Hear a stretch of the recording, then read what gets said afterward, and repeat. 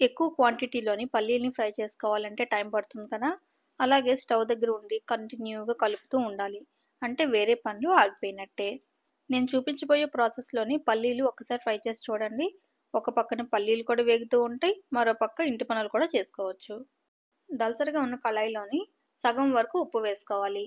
ఉప్పు బాగా వేడెక్కేంత వరకు కలుపుకుంటూ ఉండి, బాగా వేడెక్కిన తర్వాత మాత్రమే పల్లీలను వేసి ఒక నిమిషం ఫ్రై చేయాలి. ఇప్పుడు పల్లీల్ని ఉప్పులో ఇలా కవర్ చేసేసి ఫ్లేమ్ లోలో పెట్టేయాలి. స్టవ్‌లో అన్నింటికన్నా చిన్న ఫ్లేమ్ ఉంటాది కదా! దాని మీద పెట్టుకుంటే బాగా ఫ్రై అవుతాయి. మధ్యలో 1 లేదా 2 సార్లు కలుపుకుంటే సరిపోతుంది. ఇక్కడ నేను తీసుకునే క్వాంటిటీ పల్లీలకి 4-5 మినిట్స్ మాత్రమే టైం పట్టిందండి.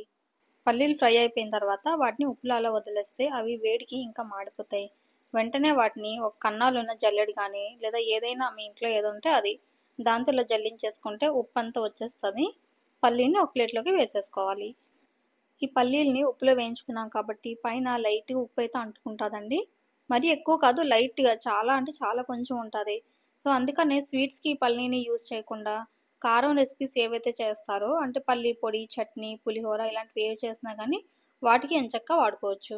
పల్లీలు వేయించుకునే ఈ ట్రిక్ మీకు నచ్చితే వీడియో కిందన సబ్స్క్రైబ్ బటన్ ఉంది కదా! దాన్ని క్లిక్ చేసి ఈ వీడియోని లైక్ చేయండి. అలాగే ఈ వీడియోని మీ వాళ్ళందరికీ షేర్ చేయండి.